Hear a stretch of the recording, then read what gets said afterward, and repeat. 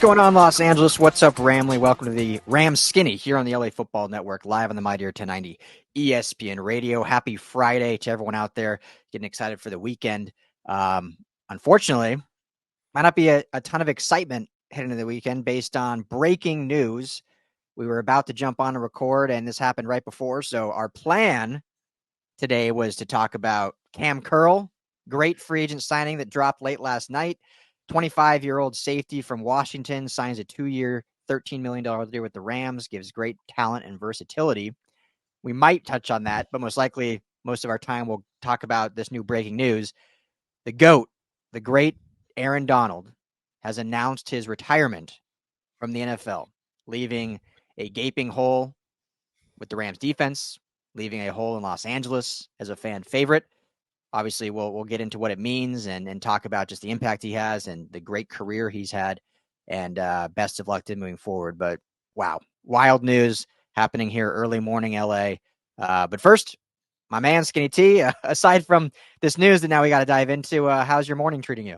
I'm heading out of town for a couple of days, heading up to Cambria along the beautiful coast just north of Santa Barbara a little ways. And, I was just getting to packing, and then this news dropped and everything changed. You know, it's just, wow. I mean, we'll talk all about it, but what a shocker. Yeah, absolutely. I'll be the first to admit I was definitely wrong. We talked, I think it was just last week, because there was some chatter about his void years after this season, having 2 void years. He has a 3-year deal, and of the final 2 years are both void years. And there was like some concern, like, oh, could he retire? Could he void after this year and go to a new team? And I was pretty confident, like, no, I mean, I knew he would be a Ram, so I guess I got that right. But I was pretty confident this year, coming back with the Super Bowl opportunity here and this late in the offseason. So wrong on that, obviously. And the GOAT does decide to retire. So crazy, right? Real quick before we get into it, shout out to our friends over at BetOnline. Head to betonline.ag today. Use our promo code BELIEVE. I don't know if these odds were up there, but if you could have bet on Aaron Donald retiring, you would have been probably one of the few. But a lot of stuff to go on right there. NBA, NHL, MLB starting.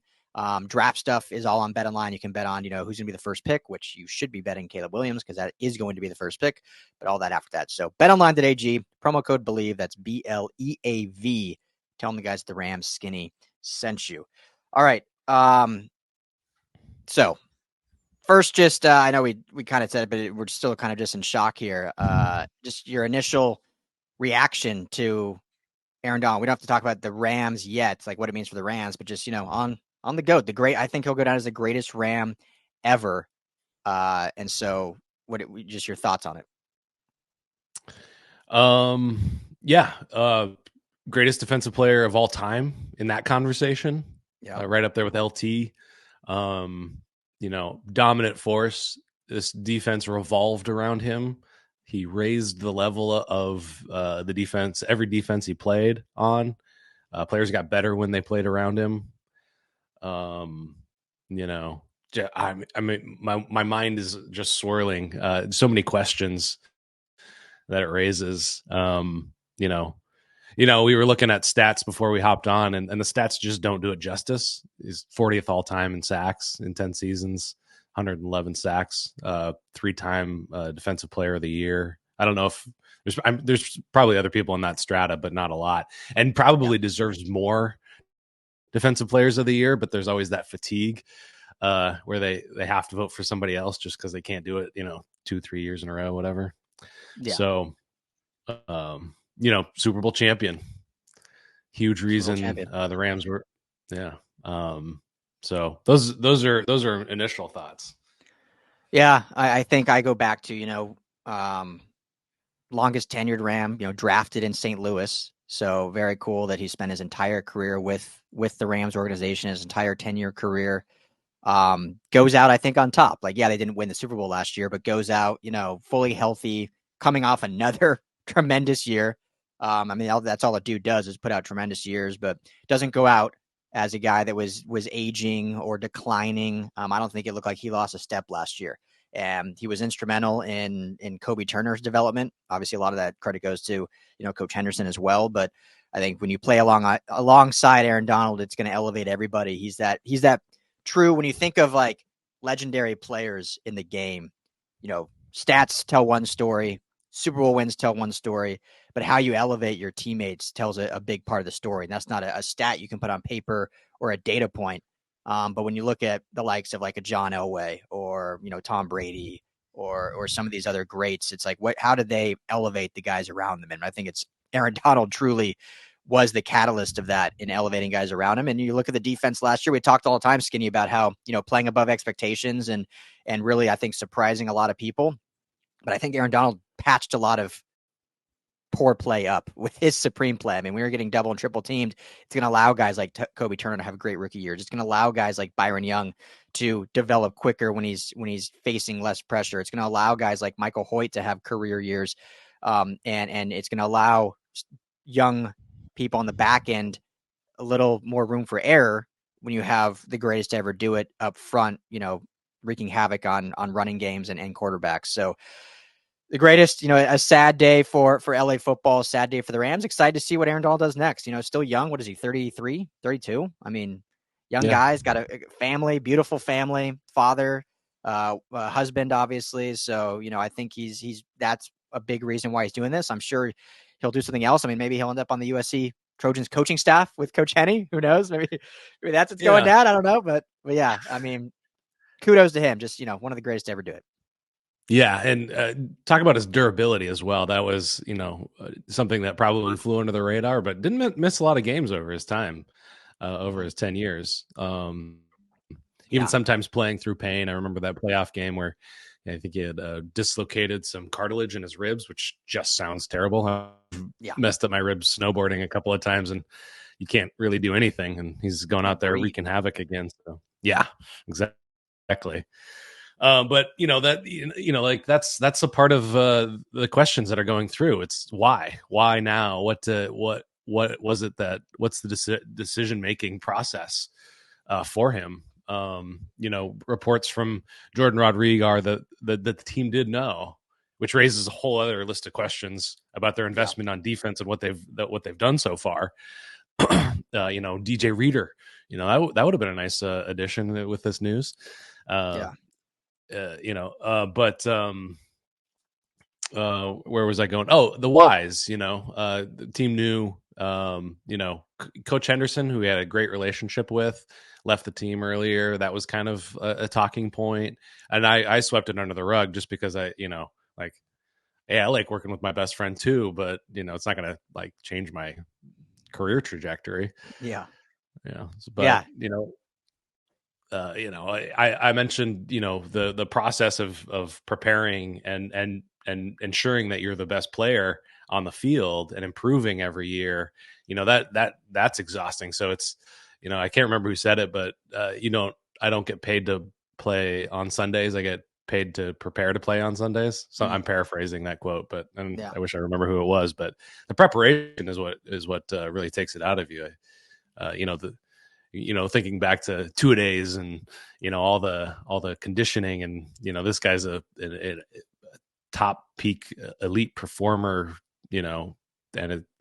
so anyway, the whys, we may never know exactly why he made that choice. But comes off the heels of a restructure as well. And, it's just kind of like a little bit of bizarreness there, and it only makes the waters more muddy.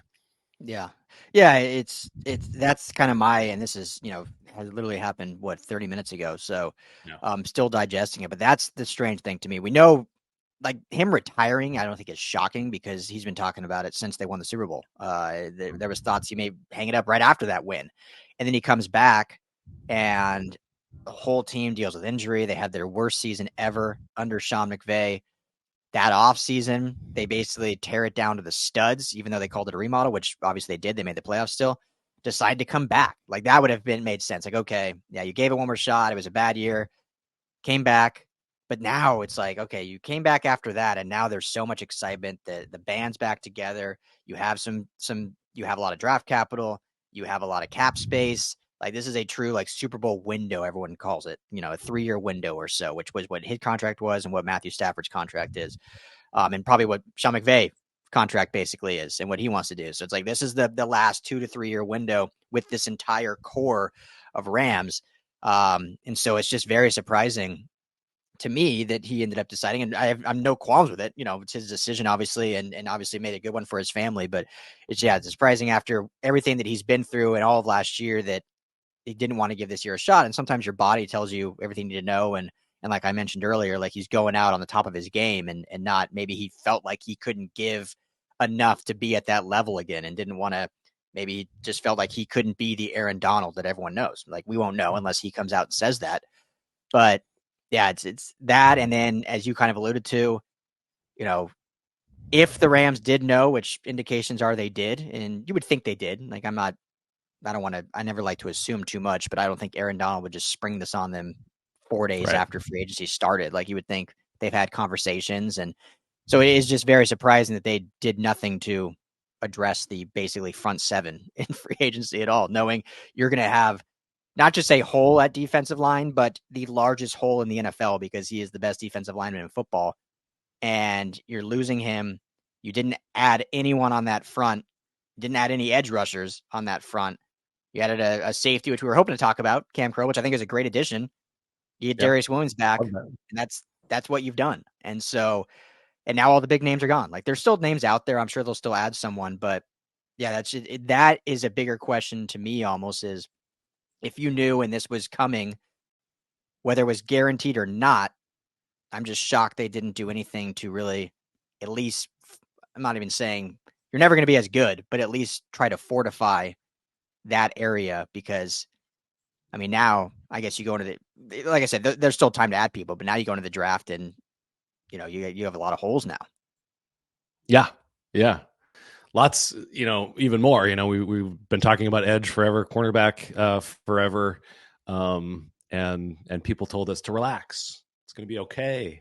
Like they're going to invest on defense through the draft and they'll pick up a sleeper or something like that. And like all that's out the window now, you're not finding, certainly not this draft. You're not finding an Aaron Donald in the first round at 19 even.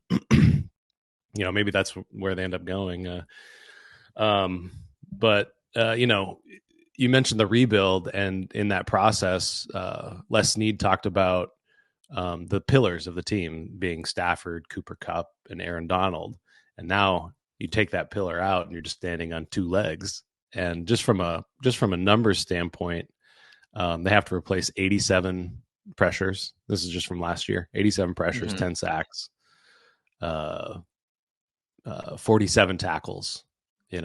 Those are just the pure numbers that you're looking to replace. He led the team in pressures by far. These are PFF's pressure numbers. Kobie Turner was the next with 50. Ernest Jones was, Byron Young was next with 51. Kobie Turner with 50. Michael Hoyt with 43. Hoyt's back too. We haven't talked about that. Ernest Jones with 37. So there's a big drop off, from 87 to 51. So, we're saying the obvious, which is this defense didn't get better with this news. And you think about the cap implications of this. We've said it 3 or 4 times now. He represented well over half of what the total defensive investment was. Now that all goes back into the kitty. They're able to use that cap space, some $25 million worth of cap space. But, this is a guy that is bigger than his contract, which you don't get that a lot. Usually players get paid, more than they're worth at this point. He's under compensated. Yeah. Always undervalued. And, but yeah, I mean, that just goes into that kind of what I was saying. Like if they knew this was coming, that's money they could have used to go and get some of these, players, and, an Eric Armstead, perhaps. Like you're never going to replace Aaron Donald, but you got to at least try to get someone in there. I mean, you look at the depth chart right now, and again, we realize this is not doomsday. Like there's still a lot of moves to be had, and if anyone can work out of stuff like this, it is the great Lester P. Snead and Sean McVay. But I mean, you're looking at your front 3 now as, Bobby Brown at nose, Kobie Turner, great. And what, Deshaun Johnson? Yeah. That's what you're looking at right now. So, I mean, there's going to be additions made, obviously, but yeah, it's just it's pretty massive drop off now, and it always was going to be from Aaron Donald, but now it's a cliff. It goes from a drop off to a cliff now because you're going with a third tier talent wise player or a rookie, and you can hope for the same kind of production out of a new rookie that you got from Kobie Turner, but you can't plan for that. That's not something you can ever plan for. That's a hope, and you don't have the great Eric Henderson developing now. Giff Smith, who I said before, I think was a good hire, good replacement, but I think that's a drop off too. You go from, in my opinion, the best defensive line coach in football to a very good one in Giff Smith, but it's a drop off. And so, as we said last on our live show, we have more questions than answers right now, and the signing of Cam Curl, we haven't really talked about it. We haven't been able to. We'll talk a lot about it probably on Monday. I think was a very good one. That answered some questions, and they got it for a nice price, 2 years, $13 million. Tons of talent. What do you say? He's lined up all over the place, right? When you're looking at his actual half his snaps were taken in the box, and it was around 400 snaps. And between Jordan Fuller and Russ Yeast, they combined for about 450 in the box. So it's either he's a strange addition to this defense, or it's signaling a change in how they're doing things. And obviously with this news, like, you're going to need to stack the box a bit more. Yeah. That might be that's a telling sign that they maybe did know, like, we need a safety that can play in the box. And if we need to stack that, because we can't just rely on the great Aaron Donald to take care of us anymore. So that was a question answered. Sorry, go ahead. Yeah. Oh, I was just looking at kind of the available defensive lineman, free agent defensive lineman, and the top has really been taken off. Calais Campbell's available. Sebastian Joseph Day. They were reuniting guys. Solomon Thomas. Dudes. But not. I'm not obviously not anywhere near Aaron Donald, but I've had a hard time staying on starting positions on rosters. So yeah. I mean, I don't mean to be doomsday, but this is the reality. Yeah, exactly. That's what you're looking at now is journeyman. You're looking at journeymen to come in and kind of be spot starters and give you something. Which I think they'll do. And this now puts, and maybe this maybe was part of the conversation too. The more I'm just kind of peeling the onion back, maybe it's like, look, we know Aaron Donald's retiring. There's no way to replace him. So do we spend big in a small drop off, or do we just crush the offense and say, offense, you got to score 30 plus a game, defense, and we're going to develop young guys, and hopefully by next year we have some dudes on defense, but we're not going to put any cap towards the defense because we can't replace that. Like we could go spend what did Eric Armstead end up getting? Do you remember off the top of your head? It was a 2 or 3-year deal, but let's just say ballpark, 18 million. We could go spend 18 million of what we were giving Donald to a guy that would be a nice asset, but do we think that gives us a better chance?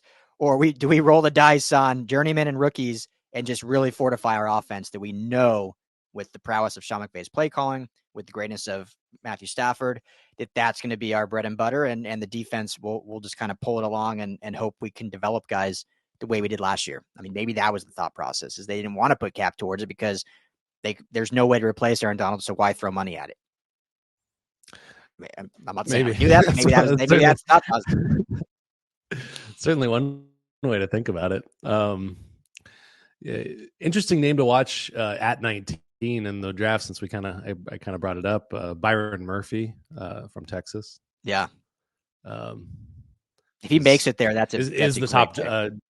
And he's got some, athletically speaking, he's got some comps toward Aaron Donald. He didn't have the college production anywhere close to the college production that Aaron Donald had over his career at Pitt, but just a name to throw out there. Yeah. If he falls to there, obviously edge was the thought, but if a guy like Murphy makes it to 19, I think that's a home run now with no AD there. So, this opens up your your draft, which they always, I think, had versatility to be able to draft. They weren't totally pigeonholed. Obviously, we've been talking a lot as of right now. Edge was the major need. Now that they've signed some secondary guys, but now it's basically just defensive line. And knowing, as we've said, knowing less, they'll go offensive tackle or something at 19 and throw everyone off. But yeah. Any we'll keep this kind of short. Just a quick reaction here. We'll talk a lot more on Monday when you're back about the Cam Curl signing, kind of what it means, and also just the more, letting a few days pass, the repercussions of this. But any final thoughts or parting words on this big news? Yeah, I'm sorry to see him go. It was fun watching you, Aaron Donald. I know you listen to the podcast. I know you download, of course. You gotta love everything that he did, sticking around the franchise through the good times and the bad, consistency, and just a fun player, and just thank him, and that's all. Yeah. Yep. Yeah. Great player. Will be missed. Wish nothing but the best for Aaron Donald and his family moving forward. Excited to see what he does next. Whether it's in coaching, whether it's in media, whether it's completely separate from sports and football. Excited to see him. So thanks it was a blast covering him. We got to meet him a couple times at, OTAs and mini camps and stuff out in Thousand Oaks and at training camps. And, I think quarterbacks around the NFL are rejoicing today. That's certainly the case, especially in the NFC West. I think a lot of quarterbacks are happy. But yeah, big news. The greatest to ever do it. In my opinion, the greatest defender of all time, the greatest Ram of all time, announces he is retiring from the NFL after 10 years in the NFL with one organization. Your Los Angeles Rams. Was drafted at the time the St. Louis Rams. So hats off to AT. Hell of a career. But that will do it for us. Thank you all for hanging out with us on the Rams Skinny here. We'll be back Monday, breaking everything down that's transpired and kind of pulling back more as the dominoes fall from this big news. And we'll see if any signings happen over the weekend. So everyone be well, be safe. Thank you for, as always, supporting us. This is the Rams Skinny. For Skinny T, I'm Ryan Darrett. Everyone take care.